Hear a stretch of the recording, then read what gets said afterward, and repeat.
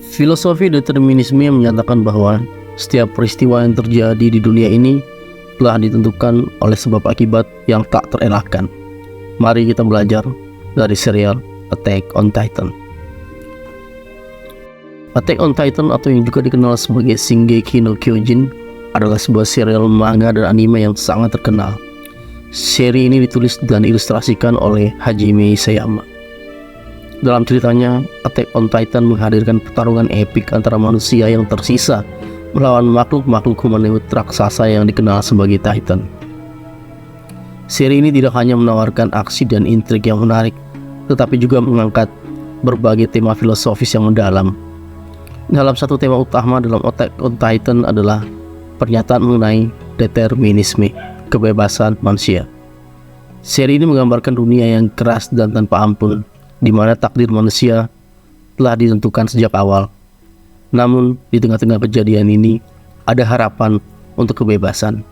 Ini mengingatkan kita bahwa di hadapan tantangan yang tampak tak teratasi dan dunia yang sudah ditentukan, individu memiliki kemampuan untuk membuat pilihan dan mengambil tindakan yang bisa menentukan takdir mereka sendiri.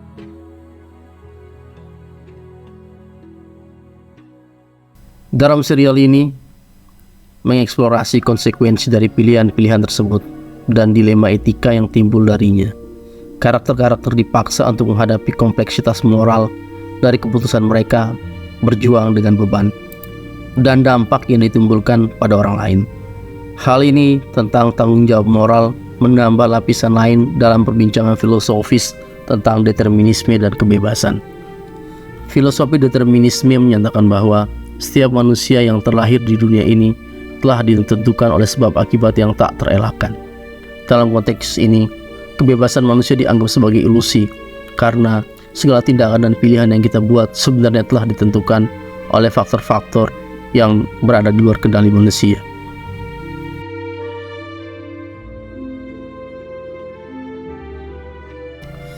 Dalam kehidupan nyata, determinisme terjadi dalam hidup kita. Struktur sosial, norma, dan budaya dalam masyarakat dapat membatasi kebebasan individu dalam mempengaruhi pilihan dan tindakan mereka.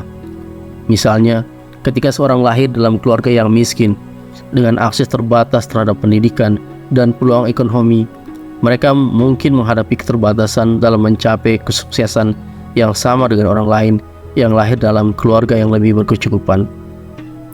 Faktor-faktor ini dapat memperkuat pandangan determinisme tentang bagaimana faktor eksternal dapat mempengaruhi jalannya kehidupan seseorang.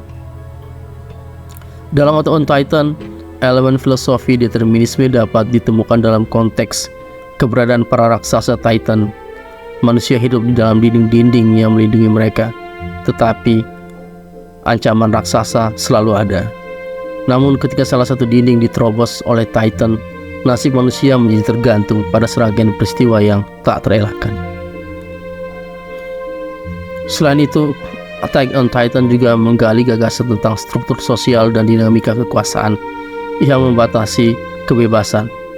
Pemerintah yang represif dalam tembok dan hierarki militer menyoroti batas yang dikenakan pada individu dan perjuangan mereka untuk bebas.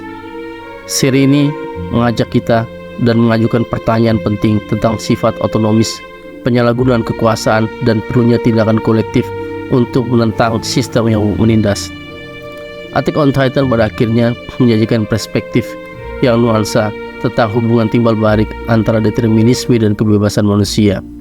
Seri ini mengajak para penontonnya untuk merenungkan esensi kebebasan dalam situasi yang tampaknya tidak mungkin, dan pentingnya mempertahankan kemampuan untuk memilih dan bertindak bahkan dalam situasi sulit sekalipun.